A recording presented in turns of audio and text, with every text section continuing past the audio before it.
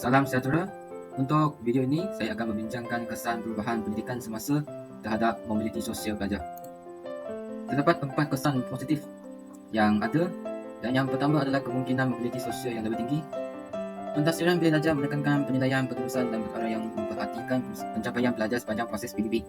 Ini dapat memberikan peluang yang lebih besar bagi pelajar untuk memperbaiki pencapaian mereka dan meningkatkan prestasi mereka secara berterusan, yang pada gilirannya dapat meningkatkan peluang mereka untuk mencapai mobiliti sosial yang lebih tinggi. Dan kesan yang kedua adalah penekanan pada pembelajaran berterusan. Dengan transisi dari pendekatan berorientasikan peperiksaan kepada PBD, terdapat penekanan yang lebih besar pada pembelajaran berterusan dan penilaian formatif. Ini membolehkan pelajar untuk terlibat secara aktif dalam proses PDP, memahami kekuatan dan kelemahan mereka dan memperbaiki prestasi mereka sepanjang masa. Dengan ini, pelajar mungkin lebih bersedia dan mampu untuk mencapai mobiliti sosial yang lebih tinggi. Untuk kesan ketiga adalah pentingnya maklum balas pembelajaran. Dalam PBD, maklum balas pembelajaran diberikan secara berterusan kepada pelajar untuk membantu mereka meningkatkan prestasi.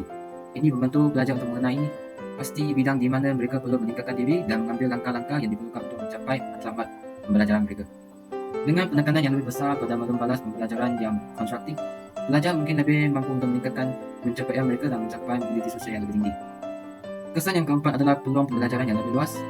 PBD sering membolehkan guru menggunakan pelbagai kaedah dan instrumen penilaian untuk menilai kemajuan pelajar secara holistik. Ini memberikan peluang kepada pelajar untuk memperluas pengetahuan dan kemahiran mereka di luar konteks penilaian ujian formal.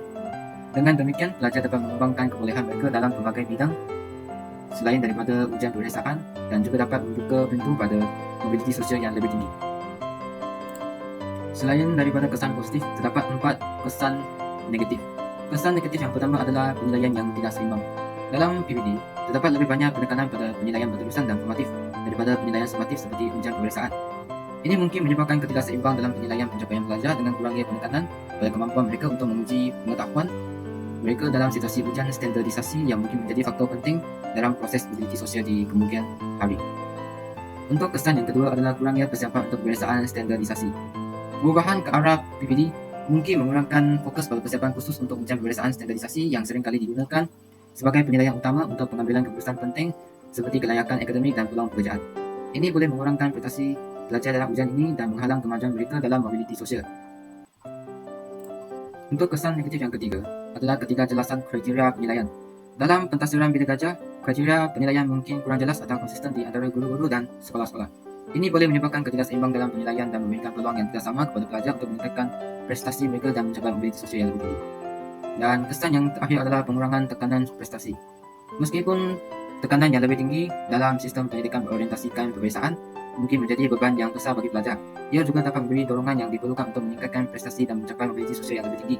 Peralihan kepada pendekatan yang lebih santai mungkin mengurangkan insentif untuk mencapai kecemerlangan akademik dan menghalang kemajuan pelajar dalam mobiliti sosial. Sekarang marilah kita membuat satu rumusan mengenai penilaian terhadap kesan perubahan pendidikan semasa dengan mobiliti sosial pelajar. Sekarang marilah kita membuat satu rumusan mengenai penilaian terhadap kesan perubahan pendidikan semasa dengan mobiliti sosial pelajar. Perubahan dari sistem pendidikan berorientasikan peperiksaan kepada PBD memberikan kesan yang kompleks terhadap mobiliti sosial pelajar. Walaupun perubahan ini membawa potensi untuk meningkatkan accessibility dan kesamarataan dalam pendidikan dengan menekankan pembelajaran berterusan dan pemberian maklum balas berterusan kepada pelajar, ia juga boleh membawa kesan negatif seperti kurangnya persediaan untuk ujian standardisasi dan kekurangannya konsistensi dalam penilaian. Penting untuk kita memastikan bahawa perubahan tersebut seimbang dan menyeluruh dengan menekankan pembelajaran holistik dan penilaian yang adil serta memberikan persediaan yang mencukupi untuk ujian standardisasi. Dengan pendekatan yang seimbang dan strategi yang bersepadu, perubahan pendidikan semasa dapat membantu memperkuatkan mobiliti sosial pelajar dengan memberi mereka peluang yang lebih baik untuk meningkatkan pencapaian akademik dan meningkatkan kelayakan mereka dalam masyarakat.